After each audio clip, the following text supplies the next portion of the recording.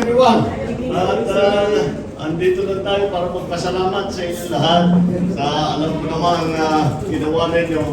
And kung minsan hindi nakikita yung inyong trabaho, pero alam namin yan.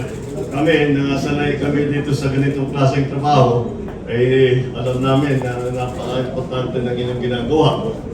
The media sector of our campaign was very successful, and I think that we were able to put out and occupy the narrative space very, very well, as a matter of fact. So that is what I would like to thank all of you. Kaya papasalamat ako sa inyo lahat. I know you all work very hard. We all wish we had better results, but you know, we live to fight another day. Now it's time, I think, to put all the politics aside. It's time to put all of the issues that were raised during election and only talk about not political issues, but developmental issues, healthcare issues, education issues, agricultural issues, food supply issues, all of these things. Sana naman, ako lagi kong binibilang ng araw na natitira sa term ko at kailangan matapos natin yung mga nasimulan natin. So that's what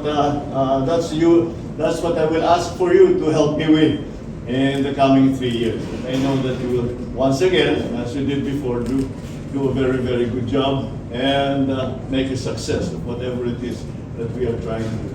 But once again, most importantly for tonight, I'd like to thank everyone. Papasalamatan ko kayo lahat sa inyong trabaho at alam ko naman napaka-dedicated ninyong lahat. Kahit na hindi na ako nakapunta rito, last time ako nakapunta rito, 53 years na, dito sa building na ito. Pero kaya ako pinilit makapunta rito, para naman, baka akala ninyo, hindi kinikilala ang inyong ginawa. You have to understand that we know very well. Pagka meron kaming nakikita in media, pagka meron kaming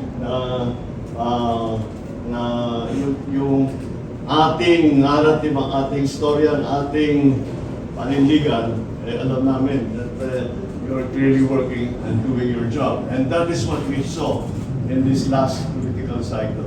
So let's keep it up. Let's keep it up. Let's let people know what we are doing. Let's let people know that we are going to continue to work hard now and put the, as I said, politics aside. It's consider it a distraction for now. Put the politics aside and get on with the work of nation building. Sige, maraming salamat.